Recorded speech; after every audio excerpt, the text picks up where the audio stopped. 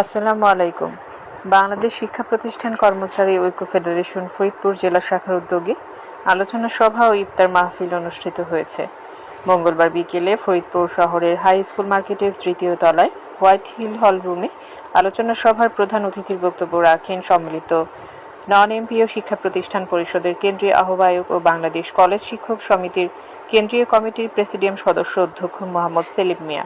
বাংলাদেশ শিক্ষা প্রতিষ্ঠান কর্মচারী ঐক্য ফেডারেশন ফরিদপুর জেলা শাখার সভাপতি মোহাম্মদ জহুরুল ইসলাম পলাশের সভাপতিত্বে সভায় আরও বক্তব্য রাখেন হিতৈষী স্কুলের প্রধান শিক্ষক মোহাম্মদ খলিলুর রহমান, ফরিদপুর ময়েজউদ্দিন উচ্চ বিদ্যালয়ের সাবেক প্রধান শিক্ষক আব্দুস সাত্তার খান, বাংলাদেশ শিক্ষা প্রতিষ্ঠান কর্মচারী ঐক্য ফেডারেশন ফরিদপুর জেলা শাখার সিনিয়র সহসভাপতি মোহাম্মদ নিজাম আহমেদ,